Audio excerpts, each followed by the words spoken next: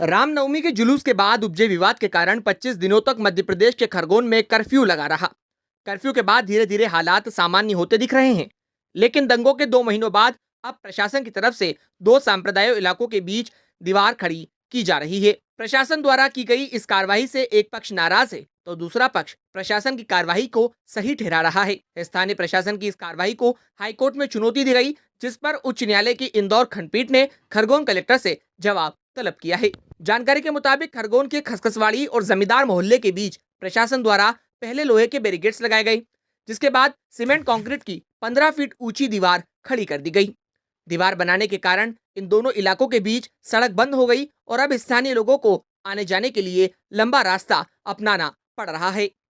स्थानीय लोगों ने जब इस बारे में प्रशासन से जानकारी लेना चाही तो प्रशासन ने किसी प्रकार की कोई जानकारी नहीं दी, जिसके बाद खसखसवाड़ी क्षेत्र के निवासियों ने मध्य प्रदेश उच्च न्यायालय की इंदौर खंडपीठ में याचिका दायर की। याचिकाकर्ता का कहना है कि जब आजादी के बाद से ये आम रास्ता था तो प्रशासन इस पर दीवार क्यों बना रहा है। प्रशासन द्वारा बनाई जाने वाली दीवार को याचिकाकर्ता दो समुदायों के बीच बनाई जा रही दीवार मानते हैं। साथ ही स्थानीय लोगों को ये भी डर सता रहा है कि इस दीवार के साथ ही आपसी सुलह के तमाम रास्ते बंद हो जाएंगे।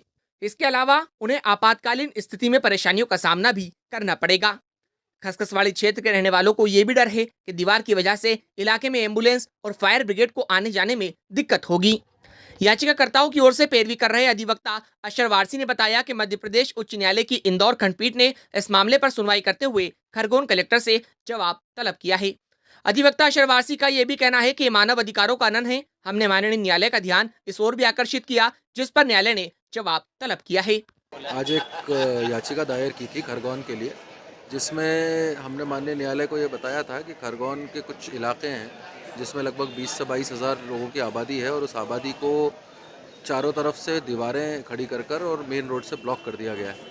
और जब वहाँ पे जो लोग हैं, जो पिटिशनर थे, जिन्होंने पूछने की भी कोशिश की कि ये दीवार क्यों बनी है, तो उसका कोई जवाब नहीं दिया था। तो पिटिशनर्स ने एक रिप्रेजेंटेशन सबमिट किया था कलेक्टर को, सीएमओ को और जो राजस्व विभाग है, तीनों को, कि भाई ये दीवार क्यों बनाई जा रही है, किस वजह से बनाई जा रही है।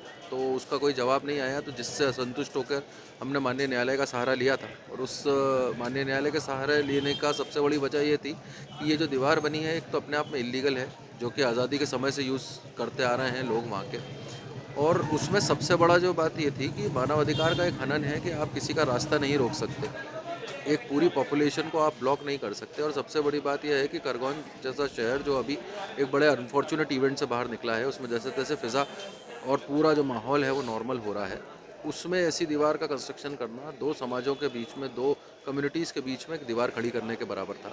तो इसी के ऊपर हमने एक पिटिशन लगाई थी, जिसमें आज माननीय न्यायालय ने कलेक्टर खरगोन को ये आदेश किया है कि आप 4 हफ्ते के अंदर हमें ये जवाब दें कि ये जो हमने जो ऑब्जेक्शंस उठाए हैं, इस ऑब्जेक्शंस की सच्चाई क्या है और ये दीवार क्यों बनी और किस वजह से बनी और इसमें क्या मानव अधिकारों का हनन हो रहा है।